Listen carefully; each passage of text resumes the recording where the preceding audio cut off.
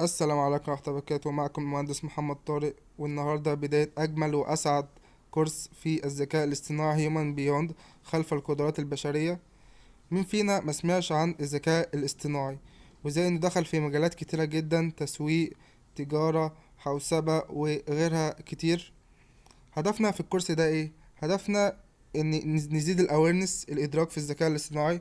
ده اول هدف. الهدف التاني انك ما تشتتش وما تسهلش في الذكاء الاصطناعي، انك ما تتفرجش على فيديوهات كتيرة في الذكاء الاصطناعي من غير ما يبقى عندك ادراك كافي لكيفية ضبط الوقت فيها.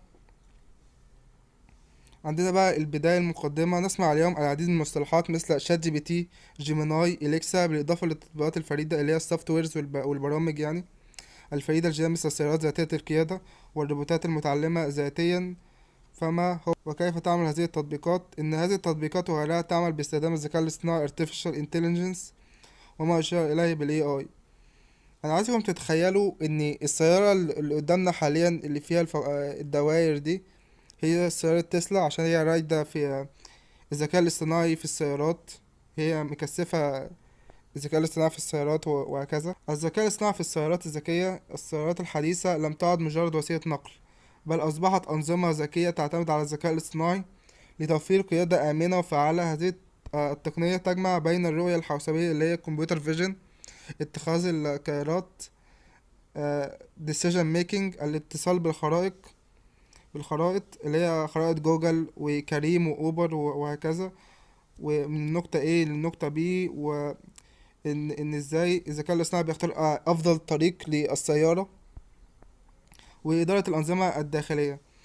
الرؤية الحوسبية اللي هي الكمبيوتر فيجن، الكاميرات وأجهزة الاستشعار تعمل كعيون للسيارة. يعني السيارة ما عندهاش عيون بس هي أحيانا بتتصرف كأنها عندها عيون.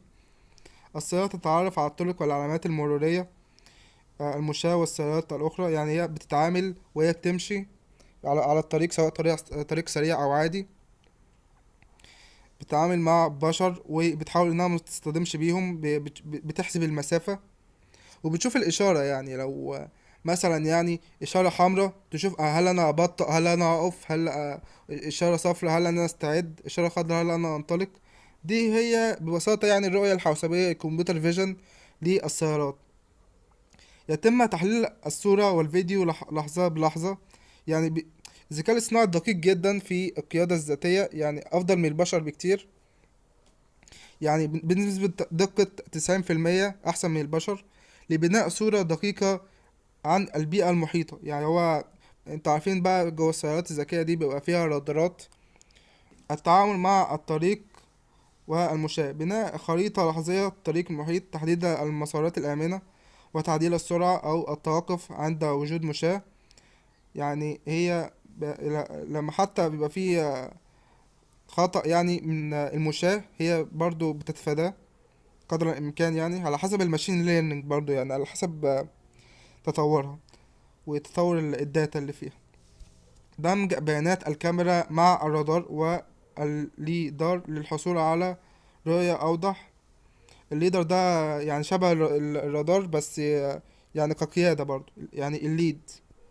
الأمن والسلامة. طبعا يعني السيارات الذكية بيبقى عندها مثلا حماية ذاتية زي السايبر سيكيورتي كده، وبتحمي نفسها. الأمن والسلامة، أنظمة تمنع الاصطدام وتحافظ المسافة الآمنة. مراقبة حالة السائق للتأكد من انتباهه. يعني هي برضو بتراقب حالة السائق من جوه، وإذا كان نام أو نايم أو يقظ. وأنظمة تمنع الاصطدام، يعني يبقى في أزرار وشاشات كتيرة جوه السيارة. حماية الاتصالات والبيانات مع أي اختراق أو تهديد. يعني هي بتحميها برضو مش من الأمن اللي هو البشري، اللي هو شخص راح يسرق السيارة. لا، برضو دي ممكن تتعامل معاها بالريموت كنترول. وبرضو مش أنظمة أمنية عادية، يعني مش محتاجة حد يحميها وكده. الأنظمة الداخلية، إدارة البطارية، هي بتدير البطارية بتاعتها وبتشوف يعني، وبتحذرك. يعني بيقولك البطارية دلوقتي 10%، البطارية دلوقتي 20%، زي الهواتف الذكية بالظبط الكهربائية. وبتوفر الطاقة وإطالة عمرها. يعني بتوفر الطاقة برضو لو لقيتك مش بتستجاب، هي أحيانا لوحدها وبتطيل عمرها. يعني عمرها اطول من السيارة العادية. يعني هي بتقولك ازاي تهتم فيها. يعني سيارة حديثة جدا. التحكم فيها السرعة والفرامل، بتتحكم في السرعة والفرامل بشكل ذكي حسب الظروف في الطريق. تحسين الاستهلاك والوقود او الكهرباء باستخدام تقنية ذكية. فاهمين معانا؟ معانا. هي بصوا، هي اصعب حاجة في الذكاء الاصطناعي هي المصطلحات بس. يعني ان شاء الله تكون ممتعة بالنسبة لكم يعني. فالذكاء الاصطناعي مش صعب، هو المصطلحات فيه هي اللي ممكن تكون تقيلة يعني عليكم يعني، بحكم خبرتي يعني. الخرائط والاتصال. استخدام الخرائط الرقمية لتحديد أفضل الطرق، تحديث المعلومات بشكل مباشر عبر الإنترنت، أو التواصل مع السيارات الأخرى لتبادل التحذيرات عن الحوادث والازدحام. دي بقى السيارات اللي تبع أنظمة وتبع مؤسسات معينة وبتتواصل مع السيارات الأخرى. يعني دي في البلدان الحديثة، يعني مش هتلاقيها في أي بلد. ده نوع من أنواع الذكاء الاصطناعي في السيارات. انتوا عارفين ان السيارات فيه منها موديلات كتير جدا يعني. يعني مش كل حاجة بتنطبق على السيارة المعينة يعني. على حسب الشخص اللي هيجيب هذه السيارة يعني. السرعة والدقة. استجابة السيارة في أجزاء من الثانية أسرع من الإنسان، يعني بتستجيب أسرع من الإنسان ذات نفسه. دقة عالية في التعرف على الأشياء حتى في الليل أو المطر. التوازن بين السرعة والقرار والدقة. والدقة هو الأساس في القيادة الذاتية. يعني التوازن، بيبقى فيه توازن يعني ما بين السرعة والقرار والدقة وأساس القيادة. يعني بتعرف تتعامل مع أكتر من حاجة في نفس الوقت وبشكل متزامن. في أكتر من نوع ماشين ليرنينج، اللي هو التعلم الذكي للآلات. هو أساس الذي يجعل السيارة تتعلم مع البيانات والتجارب السابقة. الماشين ليرنينج ده يعني زي الطفل يعني اللي بيتعلم، اللي انت بتعلمه اكتر من حاجة. يعني الماشين ليرنينج ده هنتطرق ليه بعدين، بس يعني هنشرحه بشكل قليل يعني في هذا الجزء. انواع تعلم الآلة. السيارات في supervised learning، ده السيارات تتعلم مع بيانات المعروفة مثل الصورة، علامات المرور، مع تسميات صحيحة. التعلم غير المراقب. السيارات تكتشف أنماط جديدة مثل تقسيم الطرق. التعرف على ظروف غير مألوفة اللي هو unsupervised learning. التعليم المعزز reinforced learning. السيارات تتعلم من التجربة والخطأ، مثل تحسين طريق، تغيير المسار، أو التعامل مع ازدحام الطريق. عايزين تعيدوا الفيديو أو أكرر لكم يعني. ممكن برضو أكرر لكم بس. السوبرفايزد ليرنينج والانسوبرفايزد ليرنينج والرينفورسد ليرنينج دي هنتطرق لها بعدين يعني، مش لازم نشرحها بالتفصيل دلوقتي. الديب ليرنينج اللي هو التعلم العميق، يعتمد على الشبكات العصبية متعدد الطبقات لفهم البيانات المعقدة. الديب ليرنينج ده يعني شبكات عصبية. يعني أي حد تقول له ديب ليرنينج هيقولك شبكات عصبية، يعني مش زي شبكات العصبية للإنسان. دول الناس اللي في الطب يعني هيفهموها. في بقى CNNS، الشبكة العصبية الالتفافية، للتعرف على الصورة والفيديو مثل المشاة والعلامات المرورية. ال RNNS، الشبكة العصبية المتكاملة لتحليل البيانات المتسلسلة مثل حركة المرور عبر الزمن. لفهم السياق ترانسفورمرز، المحولات الكاملة للمشهد مثل التنبؤ بحركة السيارات الأخرى. الترانسفورمرز دي يعني محبين السيارات هيعرفوها أوي، يعني بيحبوا الترانسفورمرز عشان هي بتتنبأ بحركة السيارات الأخرى يعني. في برضه ناس كتيرة بيحبوها يعني في السيارة، ويعني بيطلبوها بالخصوص. يعني لازم يبقى في ترانسفورمر في السيارة. في ناس بيطلبوا الموضوع ده عشان أمن وأمان وحداثة. مستويات القيادة الذاتية. في 5 مستويات للقيادة الذاتية. انت مش كل مستويات الذكاء دي، أو قصدي مستويات القيادة الذاتية هتلاقيها في السيارات. في مستويات ذكاء بتبقى في الطيارات، الغواصات، وفي المركبات الأخرى. بس مش لازم تلاقيها مش لازم تلاقي المستوى الخامس في السيارات أو المستوى الرابع في السيارات، بس ممكن تلاقي المستوى الأول أو الصفر أو التاني. المستوى صفر، لا يوجد ذكاء اصطناعي، السائق يتحكم بالكامل. يعني الشخص العادي بيتحكم في السيارة بالكامل. يعني انت تسوق السيارة بس يعني السيارة مش حديثة، يعني سيارة عادية جدا او ممكن تكون اقل من العاديه، ما يكونش فيها اي مستوى من الذكاء. المستوى الاقل مساعد بسيط مثل مثبت السرعه الذكي. يعني السيارة الذكية بتشتغل بالكهرباء، يعني برضو مش لازم يبقى فيها ذكاء اصطناعي او حد يكلمك في شات بوت، يعني يكلمك في السيارة.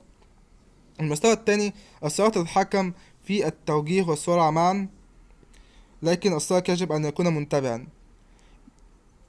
يعني دي بقى نوع السيارات اللي انا بكلمكم عليه، يعني اللي هو جوجل ماب. السيارة بتكلمك تقولك انعطف يسارا، انعطف يمينا.